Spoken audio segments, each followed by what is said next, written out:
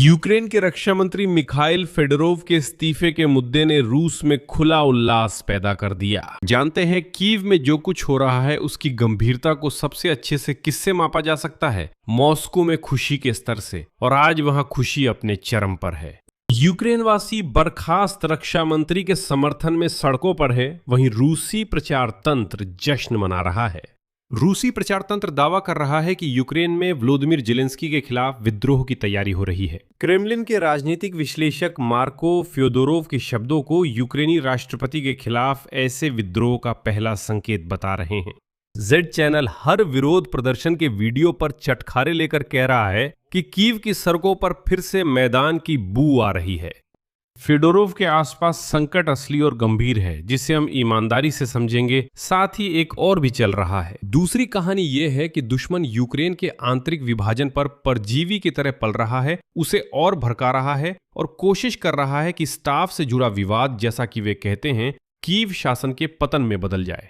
और दर्शक की जिम्मेदारी है कि वो दोनों चीजों में फर्क करना सीखे, क्योंकि सबसे बुरा जो हम अभी कर सकते हैं वो है रूसी प्रचार के इशारे पर नाचना।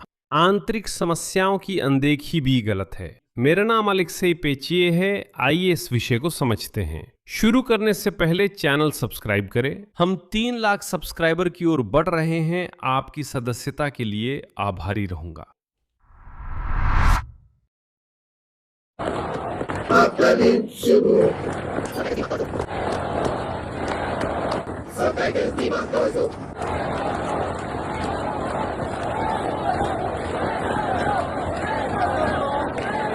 भगवान तुम्हारे साथ हो।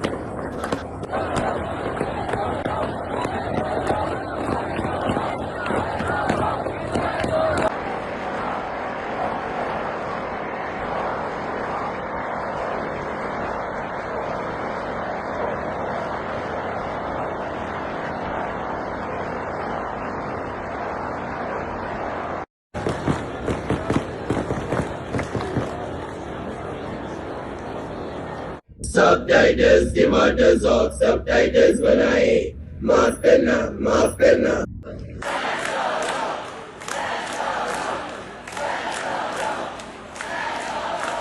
तो पहले संक्षेप में जानते हैं कि क्या हुआ। जेलेंस्की ने 6 महीने की सेवा के बाद यूक्रेन के रक्षा मंत्री मिखाइलो फेदोरोव को बर्खास्त किया, जबकि उन्हीं के कार्यकाल में यूक्रेन ने पहल ली थी। इसमें रूसियों के लिए स्टारलिंक बंद करना, क्रीमिया को अलग थलग करना, रूस में तेल रिफाइनरियों पर हमले, मिसाइल ड्रोन रोकने की क्षमता बढ़ाना आदि शामिल है। ये सब पूरे मंत्रिमंडल के इस्तीफे से हुआ। प्रधानमंत्री स्वेरदेंको जा रही हैं और उनके साथ सरकार भी चली जाती है। नए मंत्रिमंडल में फेदोरोव शामिल नहीं हुए। भविष्य में गृह मंत्री इगोर क्लिमेंको उनकी जगह ले सकते हैं, लेकिन वेरखोवना राडा की छुट्टियों और मतदान न होने के कारण फिलहाल रक्षा मंत्री का कार्यभार येवगेनी खमारा संभालेंगे। पिछले 6 महीनों से वे एक बार फिर यूक्रेन की सुरक्षा सेवा के प्रमुख का कार्यभार संभाल रहे थे, मलयुक की जगह। शायद इसी पर दांव खेला गया है कि लोगों को शांत होने दिया जाए, 1 महीना बीते, फिर नए रक्षा मंत्री की नियुक्ति हो। मलयुक के बारे में अब बहुत लोग याद करते हैं कि वो कौन है। इसी दौरान जेलेंस्की ने क्लिमेंको को उमेरोव की जगह राष्ट्रीय सुरक्षा और रक्षा परिषद का सचिव बनाया, ताकि वो इस महीने में नई भूमिका में खुद को साबित कर सकें और प्रदर्शन कर रहे यूक्रेन वासियों को पसंद आ सकें। वर्खोवना राडा ने प्रधानमंत्री पद के लिए नाफ्टोगाज के पूर्व प्रमुख सर्गेई कोरेत्स्की को मंजूरी दी। फिर भी यूक्रेन वासी सड़कों पर उतर आए, और यही वो मुख्य बिंदु है जिसे तुरंत दर्ज करना जरूरी है, क्योंकि रूसी प्रचार इसे बेशर्मी से तोड़ मरोड़ रहा है। और यहां यह जरूरी है कि हम इस प्रचार का समर्थन करने की गलती न करें। ये प्रदर्शन जेलेंस्की के खिलाफ विद्रोह नहीं है, जैसा मॉस्को कह रहा है। ये प्रदर्शन एक खास मंत्री के समर्थन में और एक खास जनरल के खिलाफ है, और वो भी केवल आंशिक रूप से। लोग सिर्स्की हटाओ के नारे लगा रहे हैं और पोस्टरों पर लिखा है, फ्योदोरोव इनोवेशन मंत्री को वापस लाओ।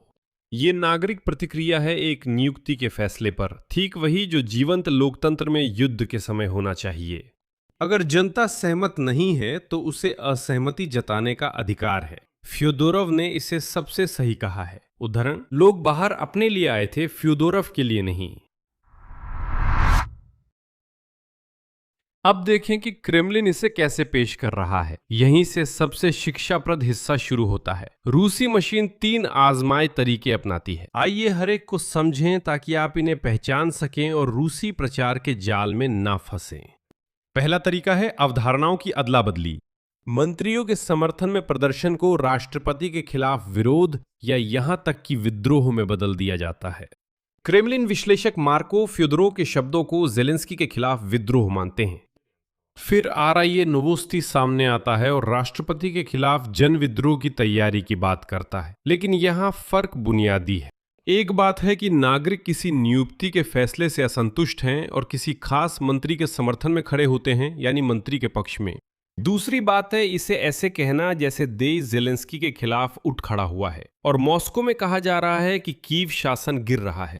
दूसरी बात, मॉस्को 4 साल से यही सपना देख रहा है और अपनी इच्छा को हकीकत बता रहा है।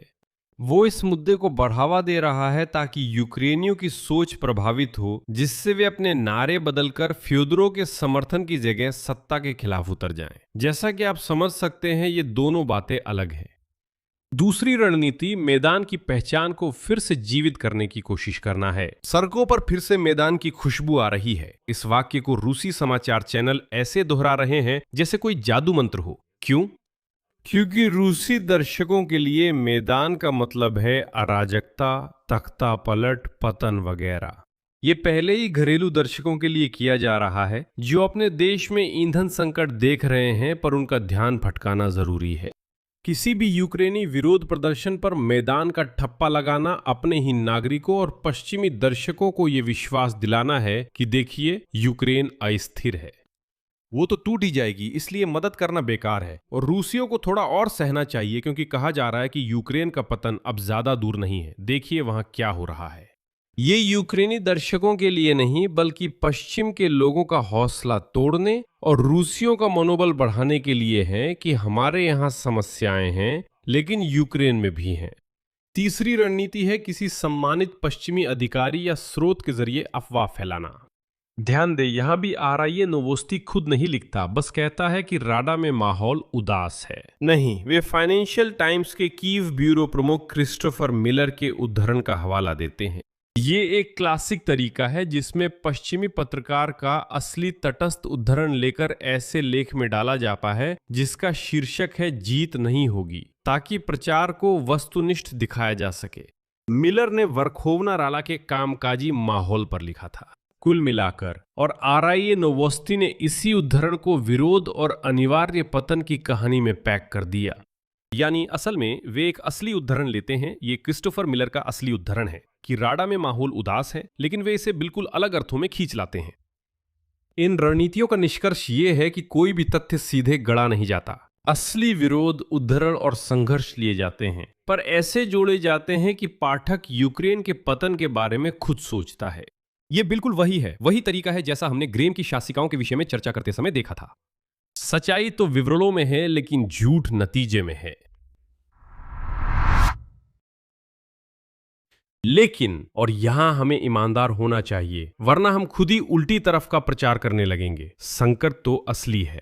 मॉस्को इसे आत्मविश्वास से उछाल रहा है क्योंकि इसमें पकड़ने लायक बातें हैं। आइए उन कमजोरियों को जानें जिनका दुश्मन फायदा उठा रहा है। पहला है रक्षा प्रणाली के सबसे ऊपर फूट का स्वीकार करना। फेदोरोव ने सार्वजनिक रूप से कहा कि commander in chief Alexander Syrskyi ने राष्ट्रपति जेलेंस्की को अल्टीमेटम दिया, या तो वो या फिर मंत्री फ्योदोरोव की टीम, और जेलेंस्की ने यूक्रेन के सशस्त्र बलों के कमांडर इन चीफ को चुना। इसके अलावा स्लुगा नरोदा के बंद संसदीय गुट की बैठक में यूक्राइंस्का प्रावदा के मुताबिक राष्ट्रपति ने माना कि दोनों को वास्तव में बदलना चाहिए था। जब युद्ध देश के रक्षा मंत्री और कमांडर इन चीफ सार्वजनिक रूप से अलग अलग दुनियाओं में हों तो ये असली समस्या है। और ये दिखावा करना बेवकूफी है कि ऐसी कोई समस्या नहीं है, सिर्फ इसलिए कि सब कुछ ठीक दिखे। दूसरा है विरोध स्वरूप इस्तीफे देना। वायुसेना के डिप्टी कमांडर कर्नल एलिजारोव ने इस्तीफा दिया, ये लिखते हुए कि फ्योदोरोव की बर्खास्तगी देश की रक्षा क्षमता के लिए यह घोर अनर्थ है और रूसी हमलों से नई मौतें होंगी। ये क्रेमलिन की अफवाह नहीं बल्कि एक सम्मानित यूक्रेनी अधिकारी विरोध में सेना छोड़ रहे हैं। कमांडर ड्रोपाती ने फ्योदोरोव का समर्थन किया है जिससे सेना की एकता प्रभावित होती है। आज ये अफवाहें भी फैल गई हैं कि फ्योदोरोव का समर्थन करने वाले यूक्रेनी सशस्त्र बलों के सैनिकों के खिलाफ दमन शुरू हो गया है। मेडिकल सर्विस की प्रमुख उल्फ बटालियन वोल्की दाविंची की अलीना मिखाइलोवा ने लिखा कि उन्हें ड्रोन सिस्टम कमांड से फोन आया था और वे ये जानना चाहते थे कि वो कहां सेवा दे रही हैं। दिमित्री कोज़्यातिन्स्की फ्योदोरोव के समर्थन में विरोध में शामिल होने का आह्वान कर रहे हैं। दिलचस्प है कि अब वे यूक्रेनी सशस्त्र बलों के सैनिक नहीं हैं, फिर भी उन्हें ढूंढने की कोशिश हुई।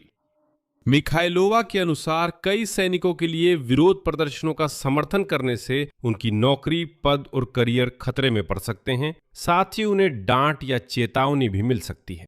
इस घोटाले को ड्रोन सिस्टम्स के कमांडर रॉबर्ट माद्यार ब्रोदी ने भी नजरअंदाज नहीं किया। उन्होंने वादा किया कि वो पता लगाएंगे कि पूर्व सैनिक के बारे में जानकारी जुटाने की कोशिश आखिर किसने की थी। आगे उनके ही शब्द है। शुरुआती जानकारी के मुताबिक सनसनी बेवजह बढ़ा चढ़ाकर पेश की गई, दबाव की वजह से नहीं। मीडिया ने, जैसे आजकल आम है, सुनी बातों को बढ़ा चढ़ाकर दिखाया। हमारे पास ऐसे लड़ाके नहीं है जो दबाव सहे और चुप रहें, हालांकि हर तरह के लोग होते हैं। तो दरार वाकई में है। सवाल ये नहीं है कि वो है या नहीं, बल्कि ये है कि उससे फायदा कौन उठा रहा है। और यही मुख्य निष्कर्ष है। लक्ष्यों में फर्क देखिए। यूक्रेन के लोग जो सड़कों पर उतरे हैं वे सुधार करना चाहते हैं, प्रभावी मंत्री को बनाए रखना चाहते हैं, जो काम नहीं करता उसे बदलना चाहते हैं और युद्ध में जीतना चाहते हैं। ये सुधार के लिए की गई आलोचना है। क्रेमलिन इन घटनाओं को बड़ा चलाकर पेश कर बर्बाद करना चाहता है, यानी ये जताना कि यूक्रेन अराजकता में है, सत्ता कथित तौर पर बिखर रही है और पश्चिम यूं ही व्यर्थ मदद कर रहा है। ये आत्मसमर्पण के लिए की जाने वाली आलोचना है। मकसद अलग है। एक ही प्रदर्शन के दृश्य दो परस्पर विरोधी मकसदों के लिए इस्तेमाल हो रहे हैं। यही असली जाल है।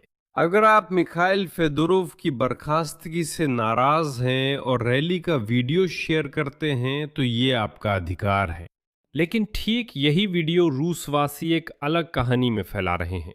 नागरिकों की नाराजगी दुश्मन के प्रचार का साधन बनती है, क्योंकि दुश्मन असंतोष का फायदा उठाना जानता है। नागरिक गलत नहीं होते। इससे क्या किया जाए, यही सवाल उठता है। सबसे पहले चुप मत रहो।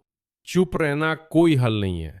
युद्ध के समय सत्ता की आलोचना करना जायज और जरूरी है। सत्ता से प्रभावशीलता की मांग करना चाहिए, मिखाइल फ्योदोरोव का बचाव करना चाहिए, लेकिन साथ ही ये बात दिमाग में साफ रखनी चाहिए कि ये किसी के खिलाफ नहीं, किसी चीज के पक्ष में विरोध है। ये सारे नैरेटिव्स, बगावत, हार जैसी बातें क्रांति नहीं है। ये हमारे नहीं, क्रेमलिन के शब्द हैं। यही वे चाहते हैं कि यूक्रेनी लोग उन्हीं प्रदर्शनों में बोलें। और अंत में एक खास बात, रूसी समाचार चैनल कीव में सत्ता परिवर्तन की खबरें पसंद करते हैं और सालों से इस विषय को पसंद करते आ रहे हैं। वही मेदवेदचुक हाल ही में सामने आए और उन्होंने कहा, उद्धरण, कीव में सत्ता परिवर्तन यूक्रेन को रूस की ओर मोड़ देगा। तो क्रेमलिन के लिए फेदोरोव का इस्तीफा उनकी अपनी उस ख्वाहिश की पुष्टि है जिससे वे सिर्फ पूर्ण पैमाने की जंग के 5वें साल से चिपके हुए हैं। और हर बार जब हम आंतरिक विवाद को विद्रोह कहते हैं, यानी उनकी भाषा में, तो हम उन्हें एक छोटी सी जीत दे देते हैं जो वे युद्ध के मैदान पर हासिल नहीं कर सकते। नतीजा, हाँ, यूक्रेन में एक निश्चित संकट है, असली दर्दनाक, इस्तीफों के साथ, विरोध प्रदर्शनों के साथ। हाँ, सरकार से और फेदोरोव की बर्खास्तगी से जुड़े सवाल हैं और नए मंत्रिमंडल की संरचना और इस पूरी कहानी में सिरस्की की भूमिका को लेकर भी। सवाल पूछना हमारा अधिकार और जिम्मेदारी है, लेकिन जब तक हम ये जीत के लिए करते हैं हम मजबूत हैं। लेकिन उसी पल जब हम ये कहना शुरू कर देते हैं कि जीत नहीं होगी क्योंकि संकट है, तो इस कहानी में हम किसी और के मैदान पर खेलना शुरू कर देते हैं। क्रेमलिन मोर्चे पर हार रहा है, तेल रिफाइनरियां जल रही हैं, रूसी नौसेना डूब रही है, क्रीमिया अलग थलग है, और क्रेमलिन की एकमात्र उम्मीद यही है कि यूक्रेन वासी खुद ही अपनी हार मान ले। लेकिन कहते हैं गलत लोगों से पंगा लिया। इसलिए मैं यहाँ पर विराम लगाता हूँ। अपनी राय और निष्कर्ष जरूर इस एपिसोड के नीचे कमेंट में लिखें। चैनल को सब्सक्राइब करें, घंटी दबाएं और लाइक करना ना भूलें। यही सब कुछ था। अपना ख्याल रखें। सबको अलविदा।